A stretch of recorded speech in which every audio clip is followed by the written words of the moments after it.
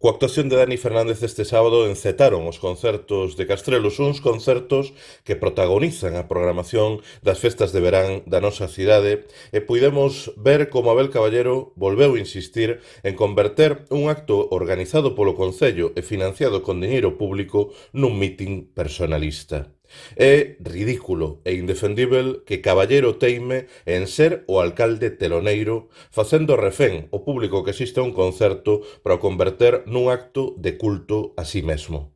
En ningunha outra cidade sucede algo así, coa excepción dos alardes de Jácome en Ourense.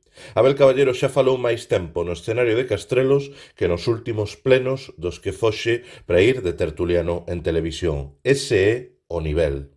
Por iso, dende o Bloque Nacionalista Galego temos que afirmar con toda a rotundidade que os grandes concertos de verán, as festas que pagamos todas as viguesas e todos os vigueses con diñeiro público, non poden ser utilizadas como grande escenario para o ego imperial de Abel Caballero.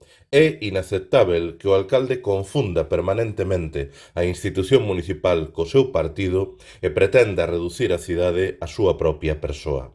Desde o BNG temos que lamentar tamén que un ano máis a programación dos espectáculos que se realizarán en Castrelos obedece á visión reducida e caprichosa do propio goberno municipal. Unha programación na que se marxina totalmente a música en galego nun momento no que artistas e grupos musicais na nosa lingua están a demostrar o seu talento sen límites e a colleitaren éxitos sen precedentes. Estamos diante dun exemplo máis da galegofobia do goberno de Abel Caballero, a mesma galegofobia que fai que ningún dos 4 espectáculos infantís programados en Castrelos se vai a realizar no noso idioma. Vemos tamén con moita preocupación a falla de visibilidade de artistas e bandas femininas, que en 11 actuacións só se inclúan 2 cantantes, Aitana e Luz Casal, non ten xustificación e menos para un goberno que se di feminista. Un ano máis vemos como se impón unha oferta sen apenas variedade de estilos, desaproveitando o potencial que ten o Auditorio de Castrelos como un dos máis importantes espazos para a música en directo do noso país.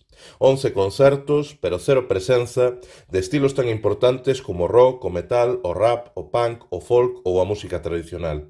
Para Caballero, as viguesas e vigueses só podemos escoitar indie, pop ou música urbana. O seu Spotify debe ser ben triste. A isto engadimos o total desprezo a grupos e artistas locais aos que parece que se lle ten vetado o acceso ao escenario de Castrelos, a pesar do enorme papel que sigue a ter Vigo na escena musical galega, estatal e internacional. É indefendível que as únicas actuacións con algunha vinculación a Vigo sexan a da Coral Casabranca ou a de Sen Senra. Onde está o Festival Rock in Vigo que prometeu Caballero o ano pasado e que nunca se chegou a realizar?